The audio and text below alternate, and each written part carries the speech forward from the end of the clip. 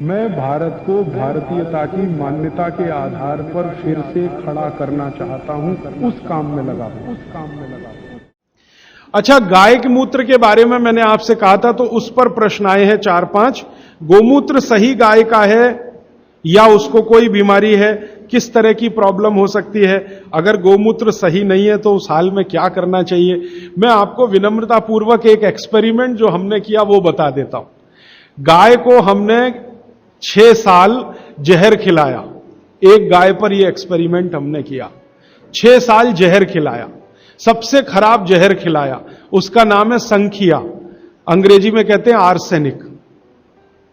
तो हमने गाय को दिया, चारे में मिलाकर दिया, बहुत मामूली मात्रा में, क्योंकि हम जानते हैं ज्यादा देंगे तो गाय मर जाएगी। हमें यह देखना था कि ये थोड़ा थोड़ा जहर देते हैं तो उस पर असर क्या आता है।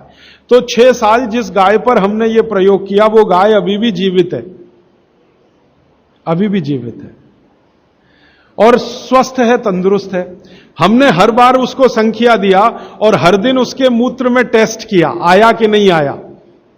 क्योंकि ऐसे कहते हैं ना, खाओ तो सब कुछ आने ही वाला है मूत्र में और ब्लड में।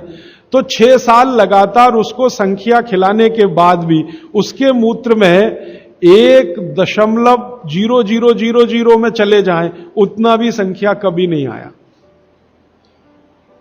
अद्भुत है ये। अब मुझे पुरानी बात इसमें जोड़नी है। बहुत लोग कहते हैं ना, गाय के गले में शंकर भगवान का निवास है। वो शायद शंकर जी ने पी लिया। शंकर जी तो मशहूर है ना खराब से खराब जहर पीने के लिए, तो शायद गले में शंकर जी हैं गाय के, तो वहीं रुका। और सच में हमने ये देखा, इसमें मैं एग्जेजरेशन नहीं कर रहा हूं। आप चाहें तो वो गाय कभी भी आके देख सकते। हमने उसके गले के आसपास महसूस किया 6 साल में एक ब्लू कलर का रिंग बन गया है, ब्लू कलर का।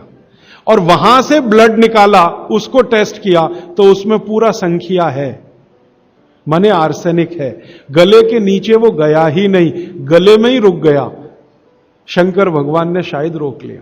तो आप बेखटके गाय का मूत्र पी लीजिए। आपके दिल में ऐसा लग रहा है वो कचरा खा रही है, आप चिंता मत करिए, ये कचरा जाएगा नहीं उसके मूत्र तक। भगवान ने उसके शरीर में ऐसी व्यवस्था करके रखी हुई है। लेकिन अच्छा यह होगा आपके दिल और मन की तसल्ली के लिए कि गाय अच्छा चारा खाती हो, साफ सुथरे वातावरण में रहती हो और नियमित घूमने के लिए जाती हो, उसका मूत्र जरूर पिएं। वो सबसे ज्यादा लाभकारी तो है। लेकिन कुछ मजबूरी आ गई। मजबूरी से मतलब मैं समझाना चाहता हूं। आप एक ऐसी जगह रहते हैं जहां गाय कचरा ही खाती है और आपको ऐसी कोई गाय मिल ही नहीं रही है जो शुद्ध चारा खाती हो और बराबर घूमने जाती हो, और आप किसी बीमारी से तड़प रहे हैं, परेशान हैं, और वो बीमारी में आपको गोमूत्र चाहिए ही, तो बिना संकोच के ले लें। उसका हानि तो नहीं करेगा, कुछ फायदा ही कर जाए। गोमूत्र के बारे में अब तक की जो रिसर्चेज हैं वो ये हैं कि इसके साइड इफेक्ट है नहीं। शरीर पता है क्या करता है?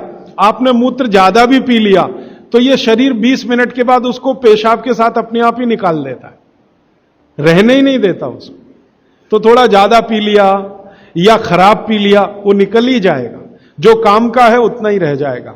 अब गाय का ऐसा बना भगवान ने बनाया है, इसलिए भागवत जी कहते हैं कि ये विशेष तरह का एक जानवर या प्राणी है जो भगवान ने बहुत सोच समझ के बनाया। तो गाय के बारे में इतना।